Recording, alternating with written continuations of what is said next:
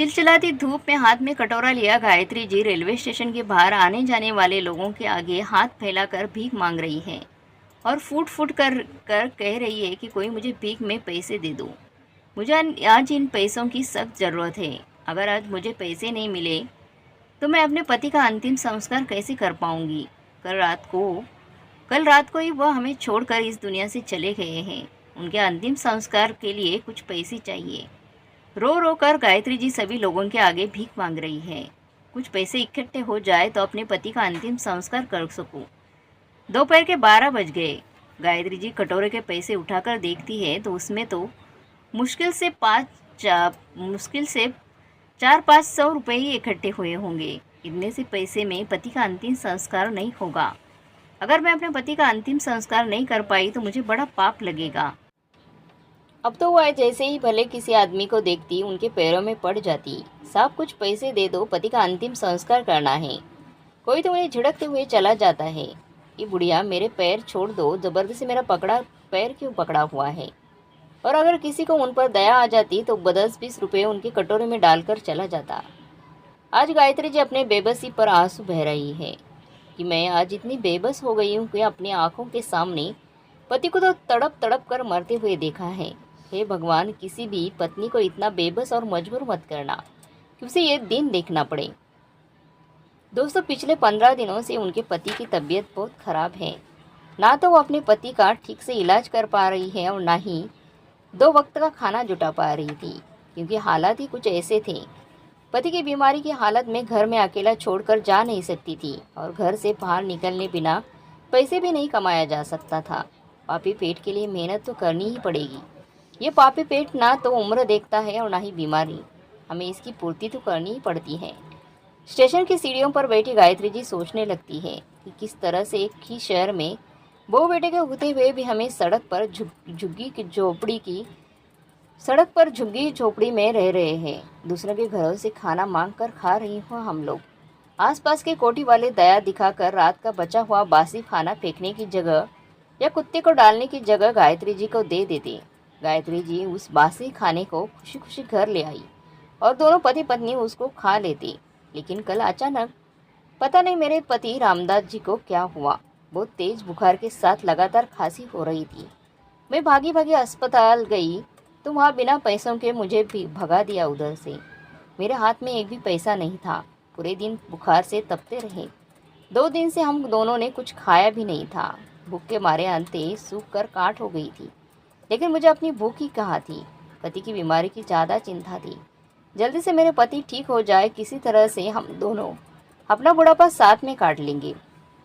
लेकिन शायद भगवान को हम दोनों का साथ रहना भी मंजूर नहीं था। पति की ऐसी हालत देखकर मैं घबरा गई और अपने पति को पड़ोस में रखी हुई सब्जी के ठेले पर बिठाकर सरकारी अस्पताल की तरफ भाग पड़ी। अस्पताल पहुंचते ही सबसे पहले तो सिक्योरिटी वाले ने हमें अंदर नहीं जाने दिया। माताजी, अस्पताल में एक भी बेड खाली नहीं है। तुम्हें अभी 2 दिन तक इंतज़ार करना पड़ेगा। वापस अपने पति को वापस ले जाओ। 2 दिन के बाद लेकर आना। बेटा, मेरे पति की हालत बहुत ज़्यादा ख़राब है। सुबह से बुखार से तप रहे हैं। एक बार डॉक्टर को दिखा लेने दो, ठीक हो जाएंगे वो। 2 दिन तक हम इंतज़ार नहीं कर सकते। मैं तुम्हारे आगे हाथ जोड़ती हूँ। मेरे आगे हाथ जोड़ने से कुछ नहीं होगा। मैंने तुमसे कहा ना कि अस्पताल में अभी भी कोई बेड खाली नहीं है और इस अस्पताल में तो हम तुम्हें बिना बेड खाली हुए भर्ती नहीं कर सकते हैं। अकड़ते हुए सिक्योरिटी वाला कहता है, बेटा बेड नहीं है तो क्या बात है, कोई बात नहीं, हम बस डॉक्टरों से दवाई लेकर बाहर चबूतरे पर रह लेंगे। दोनों पति पत्नी की बात बहुत देर से एक डॉक्टर साहब सुन रहे थे। वो बड़े ही दयालु थे और वो अस्पताल में एक बड़े डॉक्टर थे।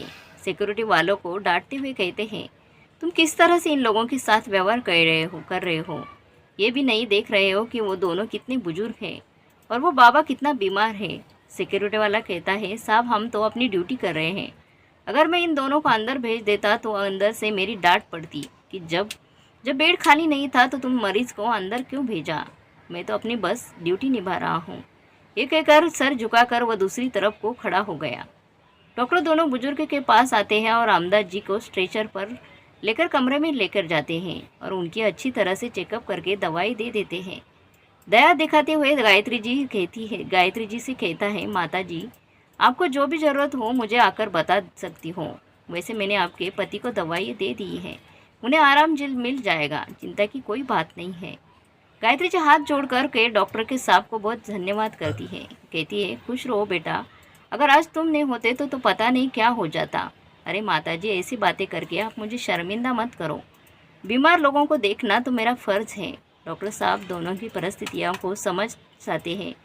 अपने कमरे में रखे हुए आधा दर्जन केले और कुछ पैसे माताजी के हाथ में रख देते हैं। आज गायत्री जी मना नहीं कर पाती है, क्योंकि इस वक्त उन्हें खाने पीने की और कुछ पैसों की सख्त ज़रूरत थी। लेकिन कुछ केले और पैसों के बदले में वो डॉक्टर को ढेरों आशीर्वाद देती है।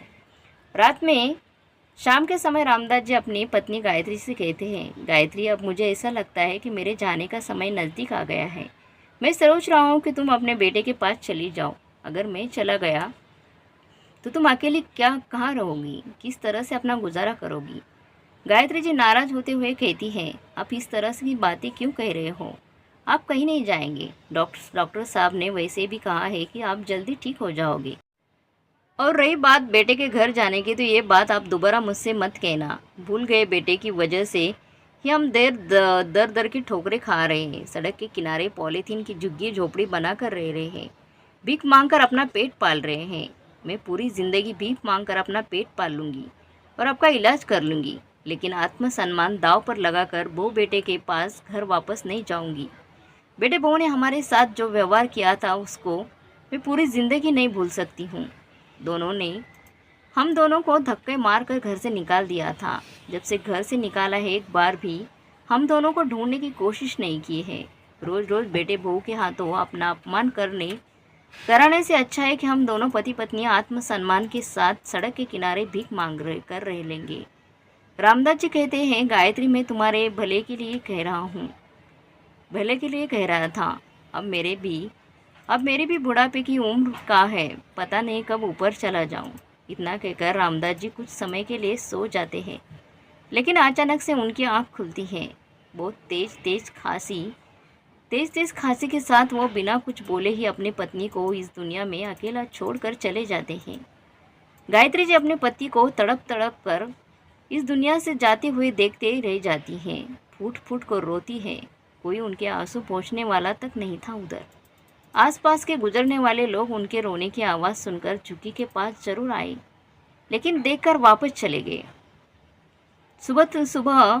सुबह गायत्री अपने पति का अंतिम संस्कार करने के लिए घर में पैसे खोजती है, लेकिन पैसे नहीं मिलते। तो सबसे पहले सुबह के 7 बजे वो बेटे के घर भागती है, क्योंकि आज उनके पति के अंतिम संस्कार से ज़्यादा उनका आत्मसम्मान नहीं है। अपने आत्मसम्मान को छोड़कर वो बेटे के दरवाजे के पास पहुंच गई। बार बार दरवाज़ा पीट रही है। अंदर से एक सिक्योरिटी वाला आया और कहता है, क्या है, क्यों इतना तेज़ दरवाज़ा पीट रही हो? इधर तुमने बोर्ड नहीं पढ़ा है कि भिखारियों का घर में आना मना है, फिर भी मुंह उठाकर इस घर में भीख मांगने के लिए चले आते हो। निकल जाओ इस घर से। वह सिक्योरिटी वाले की बात नहीं सुनती है और दरवाज़ा खुला हुआ देखकर अंदर के दरवाजे तक पहुंच जाती है। देखा बेटे के घर में हाल में बहुत सारे लोग बैठे हुए हैं। गायत्री जी को ऐसा लग रहा है जैसे बहू के मायके से सभी लोग आए हैं। सोफे पर बैठा हुआ बेटा माँ को घर के अंदर आते हुए जैसे ही देखता है, वो भागकर दरवाजे की तरफ आता है। कहीं ऐसा ना हो मेरे ससुराल वालों के सामने फटीचर हाल में ये बुढ़िया आ जाए और मुझे बेटा बेटा कहने लगे, तो मेरी क्या इज्जत रह जाएगी। हाथ पकड़कर बाहर के दरवाजे की तरफ गायत्री जी को करते हुए कहता है, ये क्या बदतमीजी है माँ। जब मैंने कहा कि मेरा तुम्हारा कोई रिश्ता नहीं है, तो किस रिश्ते से तुम मेरे पास आई हो। मैंने तुम्हें धक्के मार कर इस घर से निकाल दिया, फिर भी इस घर में वापस आ गई हो। कुछ तो शर्म लिहाज रखो, और इतनी सुबह सुबह घर में अंदर तक चली आ रही हो। सिक्योरिटी वाले ने तो क्या तुम्हें नहीं रोका? सिक्योरिटी वाले इस बुढ़िया को अभी के अभी घर के बाहर निकाल कर फेंक दो। बेटा मेरी बात तो सुनो। बेटा, तुम्हारे पिताजी इस दुनिया को छोड़कर चले गए। उनके अंतिम संस्कार के लिए कुछ पैसों की ज़रूरत है। मुझे कुछ पैसे दे दो, उसके बाद मैं चली जाऊंगी और दोबारा से तुम्हारे पास कभी पलट कर नहीं आऊँगी। बस मुझे कुछ पैसे दे दो। रामलाल, तुमने सुना नहीं, बुढ़िया को उठाकर घर के दरवाजे पे बाहर फेंक दो। आज हमारे घर में इतना शुभ दिन है और ये बुढ़िया ऐसी मनहूस खबरें सुनाने के लिए आई है यहाँ पर, और मुझे किसी किसी के जीने और मरने से कोई फ़र्क नहीं पड़ता है। आज हमारी शादी की दूसरी सालगिरह है, घर में मेहमान आए हुए हैं और ऐसा तमाशा करने की कोई भी ज़रूरत नहीं है। तभी अंदर से बहू भी निकल कर आती है। बहू निकल कर आई और अपने पति से कहती है, सुनो जी, जल्दी से नहा कर तैयार हो जाइए। आज हमारी शादी की सालगिरह है, हमें मंदिर जाना है। और हाँ, मंदिर में भिखारियों के लिए मैंने कुछ छुट्टे पैसे भी रख लिए हैं, सभी को बांटने पड़ेंगे। आखिर हम उन भिखारियों का और गरीबों का आशीर्वाद भी लेना है हमको। बेटा कहता है, मोहिनी, मंदिर जाकर भिखारियों को पैसे देने की क्या ज़रूरत है? जब भिखारी घर पे ही आ गए हैं तो हम घर पे ही उन पर पैसे लुटा देते हैं। इतना कहकर बेटा पत्नी के पर्स से छुट्टे पैसे को निकाल कर माँ के ऊपर सिक्के फेंक कर कहता है, ये ले बुढ़िया, तेरी भी किस्मत बड़ी अच्छी है। जाकर ले अपने पति का अंतिम संस्कार। वो अंदर से एक कटोरा ले आई और गायत्री जी के हाथ में देकर बोली, ले बुढ़िया, जाकर सड़क पर भीख मांगा और अपने पति का अंतिम संस्कार कर ले। दोबारा से इस घर में मत आना, निकल जा इस घर से।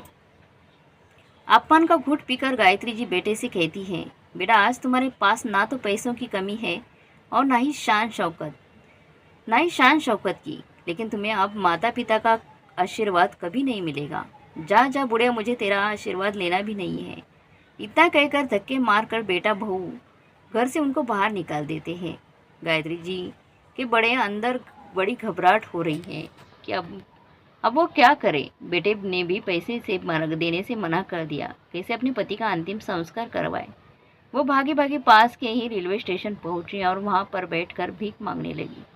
तभी रेलवे स्टेशन से गुजर रहे उन्हीं डॉक्टर की नज़र गायत्री जी पर पड़ती है, जिसने गायत्री जी की पति का इलाज किया था। वह गायत्री जी को स्टेशन पर भीख मांगते हुए देखा तो उनके पास आकर कहता है, अरे माता जी, आप इधर बैठकर भीख क्यों मांग रही हो? और कल जिन बाबा का आप दिखाने आई थी, अब उनकी तबीयत कैसी है? अब तो उन्हें आराम मिल गया होगा। गायत्री जी कहती है, बेटा हाँ, उन्हें ऐसा आराम मिला है कि दब दोबारा कभी नहीं उठेंगे। उनको भगवान ने अपने पास बुला लिया है। उन्हीं के अंतिम संस्कार के लिए इधर बैठकर भीख मांग रही हूँ मैं। गायत्री जी की बात सुनकर डॉक्टर नारायण का दिल पसीजो हो जाता है। गायत्री जी को नहीं पता है कि डॉक्टर नारायण शहर के सबसे बड़े डॉक्टर हैं। पूरे शहर में उनका बहुत बड़ा नाम है। वह कहते हैं, माता जी, आप हमारे साथ चलिए, हम आपके पति का अंतिम संस्कार करवाएंगे। बेटा, मेरे पास तुम्हें देने के लिए सिवाय आशीर्वाद के सिवाय और कुछ नहीं है। मैं पैसे नहीं दे पाऊंगी आपको।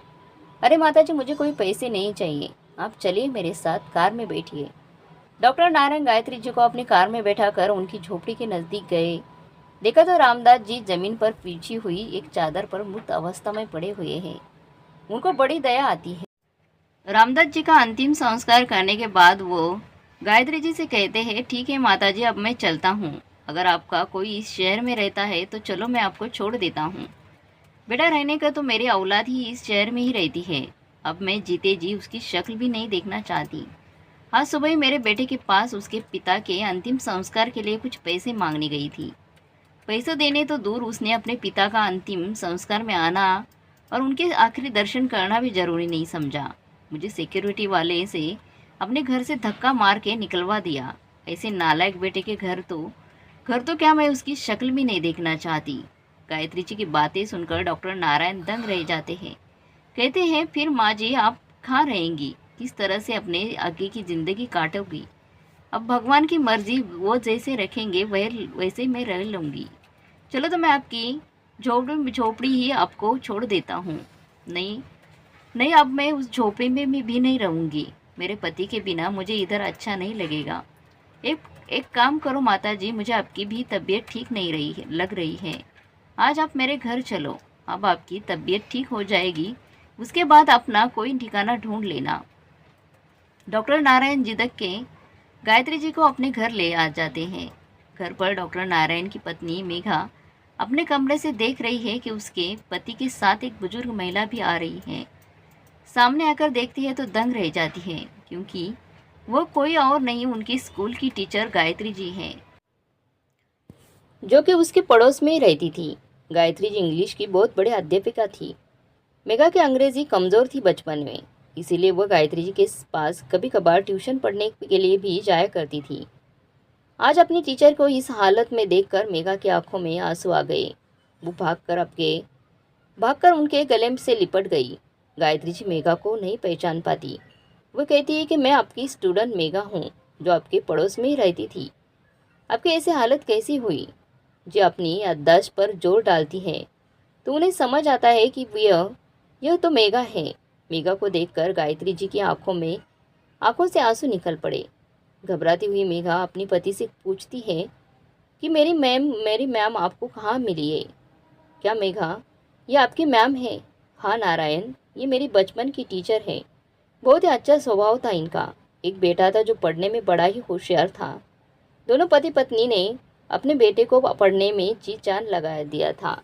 लेकिन आप बताओ कि मेरी मैम आपको कहाँ मिली और इस ऐसी हालत क्यों हो गई? नारायण गायत्री जी को पूरी व्यथा मेघा को सुना देते हैं, जिसे सुनकर मेघा की आंखों के आंसू नहीं रुक रहे हैं। जिस बेटे की मैं इतनी तारीफ कर रही थी कि उनका बेटा पढ़ने में बहुत होशियार था, वह आगे चलकर इतना नालायक निकलेगा कि अपने माता पिता को घर से धक्का मारकर निकाल देगा और बुरे वक्त में भी काम नहीं आएगा, इसकी तो उसने कभी उम्मीद ही नहीं की थी। मेघा और नारायण गायत्री जी का बहुत अच्छे से बाद में ख्याल रखते हैं। 2-4 दिन रहने के बाद गायत्री जी कहती है, बेटा अब मैं चलती हूँ। तो दोनों ही आश्चर्य भरी नज़रों से पूछते हैं कि आप कहाँ जाओगे, कहाँ जाएंगी? इस प्रश्न का गायत्री जी के पास कोई उत्तर नहीं था। वो निशब्द थी, सिर्फ आंखों आंसू आ रहे थे। गायत्री जी के भाव नारायण और मेघा समझ जाते हैं कि मैम हमारे पास नहीं रुकना चाहती है, लेकिन ये भी सच है कि अब उनके पास ना सर है, ना कोई छत है, ना साथ देने वाला कोई है। गायत्री जी उठकर जाने लगती हैं, लेकिन मेधा उनका हाथ पकड़ लेती है और कहती है, आप कहीं नहीं जाएंगी। बचपन में मेरी माँ नहीं थी, अपने मेरी माँ की तरफ ही मेरा ख्याल रखा, बिना पैसों के मुझे ट्यूशन पढ़ाया। जब ससुराल में आई तो ससुराल में भी मुझे सास का लाड़ प्यार नहीं मिला। आज किस्मत ने मुझे अपने आप से मिलाया है। मैं आपको बहुत अच्छे से रखूंगी, मेरे साथ रहने से आप मना मत कीजिए। मैम आप ऐसा मत सोचना, मैं आपको अपने पास रखकर कोई एहसान कर रही हूँ, बल्कि आपको पाकर मैं दिल से बहुत ज़्यादा खुश हूँ और अब मैं आपको खोना नहीं चाहती। नारायण और मेघा की जिद के आगे गायत्री जी को झुकना पड़ता है और वो मेघा और नारायण के पास खुशी खुशी रहने लगती है। मेघा भी उनके साथ अच्छे से ख्याल रखती है। नारायण उनके सारे चेकअप करता है, समय पर दवाई खाने के लिए कहता है। एक दिन मेघा और नारायण की शादी की पूर्व दूसरी सालगिरह थी, जिसमें उन्होंने शहर के बड़े बड़े लोगों को बुलाया था, जिसे नारायण और मेघा की दोस्ती थी और कुछ उनके बिजनेस फ्रेंड थे। नारायण और मेघा का घर का कोई छोटा मोटा घर नहीं था, बल्कि वो बहुत बड़ी कोठी थी, जिसमें 10-12 कमरे थे और 2-4 नौकर चाकर थे। जिस दिन शादी की सालगिरह थी, उस दिन पूरी कोठी को दुल्हन की तरह सजाया गया। तरह तरह के पकवान बनवाए गए, लोगों के आना शुरू हो गया। तभी कोठी के छोटे से पार्क में बैठी हुई गायत्री जी की नज़र एक लाल रंग की कार पर पड़ती है, जिसे देखकर वो चेहरे के वह हाव भाव बदल जाते हैं और उनकी आंखें लगातार उसे कार में बैठे हुए लोगों पर जाती हैं। जैसे दरवाज़ा खोलकर उस कार से वो लोग निकलते हैं, गायत्री जी की आंखों से झरझर आंसू बहने लगे। पास में खड़े हुए मेघा और नारायण गायत्री जी के चेहरे के बदलते हुए भाव को स्पष्ट रूप से देख पा रहे थे। मेघा गायत्री जी के पास आती है और हाथ पकड़कर कहती है, मैम क्या हुआ? आपको कोई तकलीफ है? आपके आंखों में आंसू क्यों है? ऐसा आपने क्या देख लिया? बेटा आज तुम्हारी पार्टी में जो अभी लाल रंग की गाड़ी से उतरे हैं, वही मेरे बेटे बहू है। इतना कहकर बेटे बहू की तरफ से गायत्री जी पीट करके खड़ी हो जाती है, क्योंकि उन्होंने अपने पति के जाने के बाद प्रण जो लिया था कि जीते जी बेटे का मुंह तक नहीं देखूंगी। क्या मैम, वो आपके बेटे बहू है? नारायण कहता है, माताजी वो तो अस्पताल में हमारे डॉक्टर साथी हैं। हमारे हॉस्पिटल के बहुत सारे डॉक्टर इस पार्टी में आए हुए हैं। नारायण कहता है, मैं अभी इन दोनों को अपनी पार्टी से वापस जाने के लिए कहता हूँ। ऐसे घटिया लोगों को मैं अपने पार्टी में नहीं बुला सकता, जो अपने माँ बाप को ही नहीं, माँ बाप के साथ ऐसा कर सकते हैं। मेधा हाथ पकड़ लेती है। नहीं नारायण, अगर हम इनको ऐसे ही भगा देंगे तो इनका कोई फ़र्क नहीं पड़ेगा। आज इनको सबक सिखाना ही पड़ेगा। तुम इंतज़ार करो और देखना मैं क्या करती हूँ। पूरा हॉल ऑफिस के और अस्पताल के सभी लोगों से खचाखच भरा हुआ है। सभी लोग आपस से मिल रहे हैं, हेलो हाय कर रहे हैं। गायत्री जी के बेटे बहू भी बड़ी खुशी के साथ सबके साथ हाथ मिला रहे हैं। थोड़ी देर में सभी लोग कुर्सियों पर बैठ गए। मेघा अपने पति और गायत्री जी का हाथ पकड़कर स्टेज पर आती है। गायत्री जी को स्टेज पर देखकर बहू बेटे के होश उड़ गए। चेहरे पर पसीना आ गया। मेघा हाथ में माइक लेकर कहती है, आज मैं आपको सबको अपनी मैम के बारे में बताना चाहती हूँ। वो सभी को अपनी मैम की कहानी सुनाती है और उनके बेटे बहू की निर्दयता की कहानी सबको सुना देती है, जिसे सुनकर कुर्सी पर बैठे हुए सभी लोग कहने लगते हैं, कितने बेरहम बेटे बहू हैं जिन्होंने गायत्री जी के साथ ऐसा किया। ऐसे बेटे बहू को तो जेल में जाना चाहिए। धिक्कार है ऐसे निर्दयी बेटे बहू पर। चारों तरफ से थू थू होने लगती है। मेधा की बातें सुनकर बेटे बहू की धड़कन बढ़ गई। तभी मेधा कहती है कि क्या आप लोग उनके बेटे बहू को मिलना चाहोगे? वो भी आप लोगों के साथ इसी हॉल में बैठे हुए हैं। मेघा की बात सुनकर इस बार सभी लोग आश्चर्य से एक दूसरे की तरफ देखने लगते हैं कि वो बेटा बहू कौन है। तभी मेघा उन दोनों का नाम लेकर संबोधित करती है कि गायत्री जी के बेटे बहू हमारे ही अस्पताल के जाने माने डॉक्टर रोहन और उनकी पत्नी मोहिनी है। सभी लोग अपने पैरों के जूते चप्पल उतार कर उनकी तरफ फेंकने लगते हैं और चिल्लाने लगते हैं, ऐसे बेटे बहू को निकालो इस हॉल से। इन्हें इस हॉल में बैठने का हक ही नहीं है। इन्हें तो पुलिस के हवाले कर देना चाहिए। धिक्कार है ऐसे बेटे बहू पर जो अपने माँ बाप के किए को भूल जाते हैं और आगे जाकर शान शौकत में रहते हैं। सभी लोग जूते चप्पल मार मार कर बेटे बहू को हॉल से बाहर निकाल आते हैं। कुछ लोग गुस्से में उनके कार के कांच भी तोड़ देते हैं। दोनों अपनी जान बचाकर ऐसे तैसे भाग पड़ते हैं। थोड़ी देर बाद मेघा गायत्री जी का हाथ पकड़कर केक कटवाती है और उन्हें पूरी जिंदगी अपने साथ बड़े प्यार से रखती है।